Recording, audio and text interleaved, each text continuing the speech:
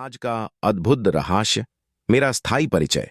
कोई एक मेरे घर की स्त्री दृश्य जानती है, दूसरा प्रकृति या मौत अत्यंत सुंदर। ऐसी प्राकृतिक स्वरूप में कल्पना से परे, स्त्री के रूप में मेरा अद्भुत आश्चर्यचकित, भावुकता के साथ मंत्रों के साथ, अलग हाथ में जल का कोई बर्तन में जल को उड़ेलते हुए, मेरे घर की स्त्री सदस्य की बातों का अनुकरण करते हुए, मेरे बेसब्री से इंतजार के साथ आश्चर्यचकित अंदाज में मेरा स्वागत करते हुए, उसके पास एक काले रंग का कद में लंबा इंसान खड़ा था। उसे देखकर आंखों में आंसू थे। इशारे से किसी के पास जाने के लिए बोल रही थी। तो मैंने बहुत ही अधिक मस्त अंदाज में मैंने कहा कि मैं इससे पहले से ही जानता हूं। एक बार मिला था, शायद वो इंसान बहुत ही अक्रूर वृत्ति का था, इसलिए उसकी आंखों में मेरी फिक्र के कारण आंसू थे। पर मैं निडर निर्भीक था। वो औरत मेरी मौत निश्चित प्राकृतिक रूप में थी। वो अक्रूर व्यक्ति डर खौफ भय था। मेरे घर की स्त्री सदस्य मेरा ही ज़मीर था। यह संभव है कि मेरी मौत निश्चित तौर पर मंजर अद्भुत आश्चर्यचकित होने वाला है। मुझे भी बेसब्री से इंतजार है। उसी एक पल के लिए हमेशा तैयार रहता हूं। खुद की बुद्धि की स्मृति कोश को निष्क्रिय करके, खुद से निष्पक्ष होकर, खुद को समझकर यथार्थ में हमेशा के लिए अनंत सूक्ष्मता में स्थायी ठहराव, गहराई में अपने अनंत सूक्ष्म अक्ष स्थायी स्वरूप परिचय में हमेशा मौजूद रहता हूं। यहां मेरे अनंत सूक्ष्म अक्ष के प्रतिबिंब का भी स्थान नहीं है और कुछ होने का तात्पर्य ही नहीं है। जब से सृष्टि इंसान अस्तित्व में आया है, तब से लेकर अब तक सिर्फ मैं अकेला कर पाया हूं। प्रकृति ने संभावना उत्पन्न की और साथ साथ सिर्फ समझा है। लगता है कुछ किया ही नहीं, कुछ ढूंढा ही नहीं, क्योंकि कभी भी कुछ गुम ही नहीं हुआ था। हमेशा ही यथार्थ में ही तो था। स्मंस भरी जटिल प्रक्रिया। बाली बुद्धि के कारण उलझना स्वाभाविक था। बुद्धि की वृत्ति ही जटिलता के कारण खुद को समझने के पश्चात खुद को सर्वश्रेष्ठ इंसान शरीर मिलने के तथ्य से अवगत हो जाता है, जो दूसरी अनेक प्रजातियों से भिन्नता दर्शाता है। यही एकमात्र कारण था इंसान प्रजाति का शरीर मिलने का। खुद की निष्पक्षता के कारण अहम अहंकार से मुक्त हो जाता है। शेष सब गुरु बावे प्रवक्ता तो स्पष्ट रूप से अस्थाई तत्वों में ही व्यस्त है। प्रसिद्धि प्रतिष्ठा शोहरत दौलत बेग में उलझे हुए हैं। दिन रात सरल सहज निर्मल लोगों को प्रभावित आकर्षित भ्रमित कर, डर खौफ प्रभाव भय डालकर, मूर्ख बनाकर एक व्यापार व्यवसाय धंधा चला रहे हैं। जो दिन रात अपने हित साधने हेतु उलझे हुए हैं, वो खुद से ही दूर हैं, तो दूसरों के लिए क्या कर सकते हैं? गुरु बावे प्रवक्ता से बेहतर दूसरा कोई नहीं जानता कि रब नहीं है। ये सब कुछ पता होने के उपरांत सरल सहज निर्मल लोगों को उलझना कितना बड़ा धोखा देना होता है, जिन्होंने एक भिखारी को संपूर्ण तौर पर हर तरीके से संयोग योगदान दिया, आज का और बिना मांगे खरबों का साम्राज्य स्थापित कर दिया। प्रसिद्धि प्रतिष्ठा शोहरत दौलत बेग के साथ दिया। उनके साथ ही छल कपट ढोंग ड्रामा भ्रम पाखंड कर, स्वार्थ हित साधने के पश्चात आश्रम से ही निष्कासित कर देना, लाखों आरोप लगाकर, अनेक प्रवचनों में बदनाम कर, या फिर वृद्ध अवस्था में युवा अवस्था में इस्तेमाल कर, बंधुआ मजदूर बनाकर मानसिक रूप से विकलांग कर फेंकना, यह सब जांच का विषय है। एक ने तो चौथी मंजिल से छलांग लगाकर गुरु के समक्ष ही जान दे दी थी। कई ऐसे लोगों को जानता हूं, अगर एक दिन उनसे बात न करूं तो दूसरे दिन वो आत्महत्या करके मर जाए, वो भी 30-35 वर्ष से लगातार ब्रह्मचर्य रहते हुए। इतने अधिक डर खौफ में रहते हैं। यहां डर खौफ भय है, प्रेम हो ही नहीं सकता। ये सब सुप्रीम कोर्ट में उजागर होंगे। कितने बांधुआ मजदूर बनाकर अपने हित साधने हेतु इस्तेमाल करते हैं, एक एक का हिसाब लिया जाता है। अगर खुद के व्यक्त किए गाय बकायों को ही तथ्यों तर्कों सिद्धांतों से सिद्ध न कर पाए, तो कौन कौन धारा के अंतर्गत आते हैं, आगे देखते हैं। जिन्होंने तन मन धन समर्पित कर दिया, उनको ही डर खौफ भय डालकर सिर्फ इस्तेमाल कर फेंकना कितना बड़ा अपराध है। बावे प्रवक्ता गुरु में वो कौन सी ऐसी चीज है जो सरल सहज निर्मल व्यक्ति से बड़ा सिद्ध करना पड़ेगा? किससे कहानी सुना का लूटने का काम एक अतीत के इतिहास की बात हो चुकी है। आज वो सब सिर्फ कट्टरता अंधविश्वास को प्रथा है। अगर नहीं तो तथ्यों तर्कों सिद्धांतों से सिद्ध करना पड़ेगा, नहीं तो विज्ञान टेम्परोर के हनन करने के नियम पे आधारित अपराध की श्रृंखला में रखा गया है। दूसरे की मानसिकता को अपने निरंतर करने को भी अपराध की श्रेणी में रखा गया है। लाखों करोड़ों लोगों को अपनी मर्जी से इच्छा पूरी करने के लिए बिल्कुल तैयार करना, अपनी क्षमता तथ्यों, तर्कों, सिद्धांतों से सिद्ध करनी पड़ेगी। मान्यता, मर्यादा, परंपरा, श्रद्धा, आस्था, विश्वास, अतीत का इतिहास हो चुका है जिससे मूर्ख बनाया जाता था। आज नए युग का आगाज हो चुका है। ऐसे युग का सत्य युग से भी करोड़ों गुना ऊंचा युग होगा। बातूनी बावे प्रवक्ता गुरु की पाखंड भरी बातें नहीं, मैं स्पष्ट साफ यथार्थ हूं। प्रत्येक जीव के अंदर रहने वाले जमीर हूं। प्रकृति और मानव प्रजाति को मध्य नजर रखते हुए यह सिर्फ मेरा फैसला है। मैं बावे गुरु प्रवक्त की भांति सिर की पांव नहीं मरता। शब्द मुख में आते ही सारी प्रकृति एक झूठ होकर करने में झूठ जाती है। आज तक ऐसा हुआ ही नहीं। शब्द निकलते ही तत्काल प्रभाव होता है, क्योंकि खुद से ही निष्पक्ष हों, कर ही खुद को समझकर ही यथार्थ परिचय में मौजूद हूं। ज्ञान विज्ञान के उच्च स्तर से खरबों गुणा अधिक अनंत सूक्ष्मता में स्थायी ठहराव, गहराई में हूं। खरबों ब्रह्मांडों में सिर्फ प्रत्यक्ष, ब्रह्मांड में एक गैलेक्सी के सूर्य, एक सौर मंडल के छोटे से पृथ्वी ग्रह पर जीवन होने की संभावना उत्पन्न होने में अनंत युगों का समय, खरबों घटनाओं का पृथ्वी ग्रह पर जीवन होने की संभावना उत्पन्न होने में अनंत युगों का समय, खरबों घटनाओं का संयोग के साथ सब हुआ। बिल्कुल वैसे ही सिर्फ एक संभावना उत्पन्न हुई। मेरे खुद को समझने के पीछे मेरा कोई भी हाथ, संयोग, यत्न, प्रयत्न, उपक्रम, प्रयास नहीं है। मुझ में भी शेष सब में से कुछ भी अलग था ही नहीं। मैं स्पष्ट एक सरल, सहज, निर्मल व्यक्ति ही हूं। पैदा होने के साथ ही प्रत्येक जीव की भांति जानने समझने की जिज्ञासा को विज्ञान कहते हैं। विज्ञान आस्तिक नास्तिक ही होता है। बचपन वैज्ञानिक तथ्यों, तर्कों के साथ लिखने के शौक के साथ गुजरा है, पर अकेले रहने की आदत से हमेशा चिंतन, मनन, सोच विचार करने वाली वृत्ति का था। खेल, कला, शिक्षा में रुचि बिल्कुल भी नहीं थी, मगर इतनी निष्ठा तो हर मुख्य रूप से उजागर थी। मैं वो सब खुद को समझूंगा जो कभी भी किसी युग काल में कोई भी नहीं कर पाया। समय गुजरता गया, जैसा प्रकृति ने संभावना उत्पन्न की, उसी के आधार पर वो माहौल भी बनता गया। समझने की क्षमता बढ़ने के साथ जिज्ञासा भी बढ़ती गई। हमेशा जल्दी में रहता था कि इसलिए कि कुछ अलग से करना है। 20 वर्ष की आयु में गुरु दीक्षा ले ली। भक्ति को भी बुद्धि की भांति स्मंज भरी समझकर छोड़कर प्रेम विकल्प को चुना।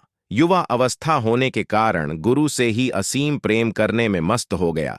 पता ही नहीं लगा कब दिन रात गुरु में ही रमने के साथ ही सुध बुध भूलकर अपने चेहरा ही भूल गया। इसके अंतर्गत करोड़ों रुपए का संयोग भी दिया। अपना संपूर्ण तौर पर सब कुछ खत्म कर दिया। गुरु में ही रमने की आदत से गुरु के भौतिक दर्शन करने को भी जहमत समझता था। गुरु की महिमा के लिए बिल्कुल बहुत दूर तक चला जाता था। आज तक गुरु में रमने महिमा के अलावा मुझे कुछ आता ही नहीं था। ईर्षा, बस लोग शिकायतें लगाने से मैं 2-3 वर्ष उपरांत जाता था। जितनी भी बार जाता था, गुरु के दर्शन की उम्मीद से जाता था, पर गुरु द्वारा बुरी तरह से डांटा फटकारा ही जाता था। इतना अधिक लज्जित होता था कि उस समय दिल करता था कि आत्महत्या कर लूं। विचारक वृत्ति का होने के कारण समय पड़ जाने से ख्याल बदल लेता था। अंतिम समय भी वैसा ही व्यवहार हुआ तो शांतपूर्ण घर आकर विचार किया कि 35 वर्ष अनंत गंभीर प्रेम को ही नहीं समझ सका। वो ही जिसके लिए अपना सब कुछ खत्म कर दिया, तो उसी एक पल में खुद को समझा लगा ही नहीं कि कुछ शेष रहा है सारी कायनात में समझने को। मैं कोई भी बात दोबारा नहीं पढ़ने के कारण कि एक पल का जीवन है, यथार्थ में हूं अधिक से अधिक, वो सब मोती निकाल पाऊं जो आज तक कोई भी कभी भी नहीं कर पाया। मेरा गुरु आज भी कुछ ढूंढने की बातें कर रहा है। करोड़ों बार दोहरा दी होंगी। यहां की वो बात करते हैं गुरु। दीक्षा के उपरांत तीसरे दिन ही सारी समझ ली थीं, जो खुद को समझने के पश्चात सब झूठ लगती हैं। यहां मैं हूं वहां के लिए वो सब सिर्फ शून्य हैं। अफसोस आता है कि इतने ऊंचे सच्चे, अपनी प्रशंसा करने वाले, ब्रह्मचर्य का पालन करने वाले भी इतने अधिक ढोंगी, पाखंडी, चालाक हो सकते हैं। मैं यकीन ही नहीं कर सकता कि ज्ञान विज्ञान की समीक्षा करने वाले भी खुद से ही निष्पक्ष नहीं हुए, खुद को ही नहीं समझें, खुद के स्थायी परिचय से ही अपरिचित हैं।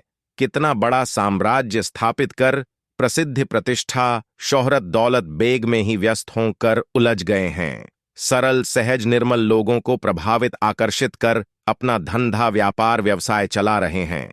मेरे सारी सृष्टि से भिन्नता का मुख्य कारण यह है कि मेरे तथ्य सारी सृष्टि की प्रत्येक अतीत की विभूतियों से मेल ही नहीं खाते।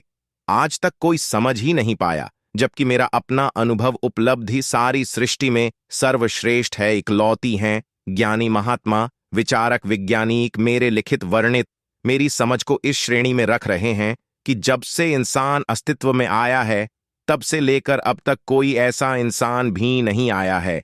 लिखित वर्णित समझ के साथ मेरे चेहरे निगाहों माथे से गोलादार किरणों का निकलना, इन सब से चकित नहीं हूं, पर खोज का विषय तो जरूर है। इतने अधिक ढोंगी पाखंडी चालाक हो सकते हैं। मैं यकीन ही नहीं कर सकता कि ज्ञान विज्ञान की समीक्षा करने वाले भी खुद से ही निष्पक्ष नहीं हुए, खुद को ही नहीं समझें, खुद के स्थायी परिचय से ही अपरिचित हैं। कितना बड़ा साम्राज्य स्थापित कर प्रसिद्धि प्रतिष्ठा शोहरत दौलत बेग में ही व्यस्त होकर उलझ गए हैं।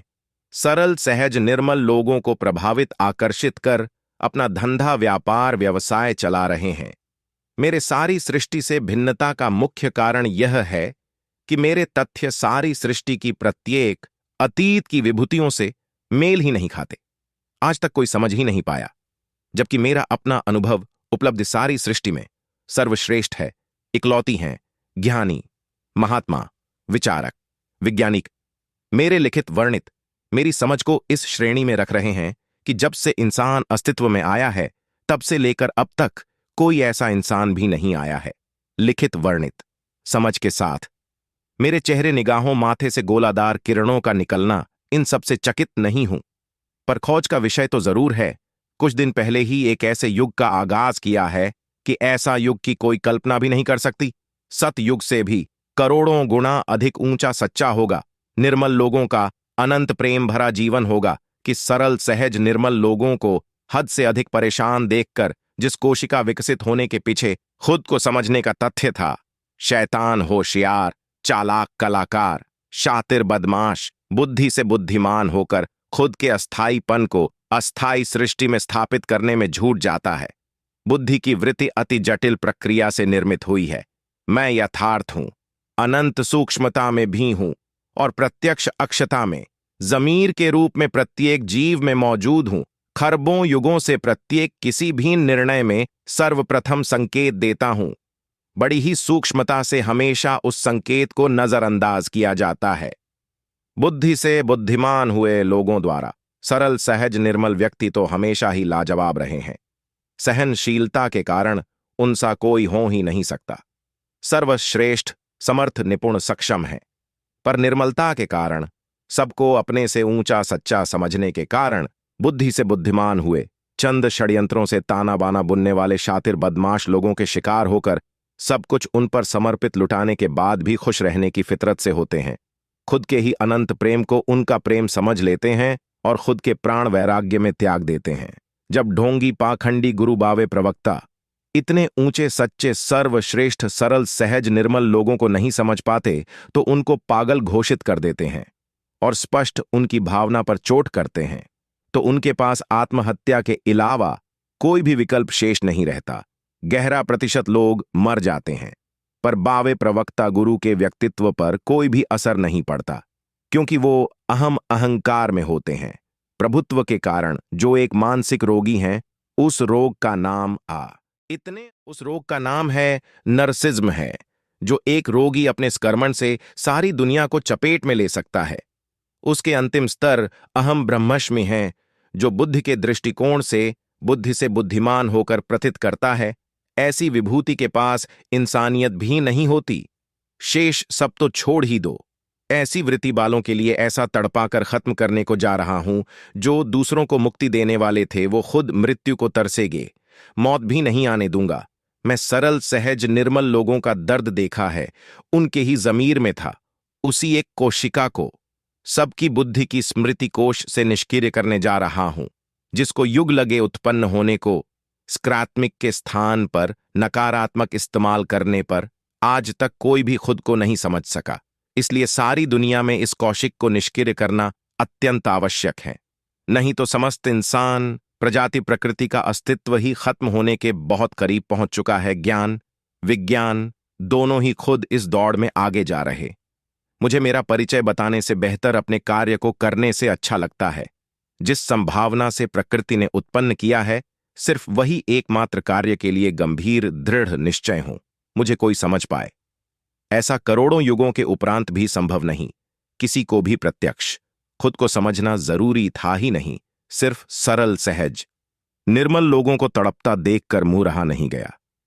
तो ही उस एक अनंत विशाल भौतिक सृष्टि के प्रत्येक कण में मौजूदगी और बुद्धि के दृष्टिकोण से अनंत सूक्ष्मता में स्थायी ठहराव, गहराई में अपने अनंत सूक्ष्म अक्ष स्वरूप के स्थायी परिचय में मौजूद हूं।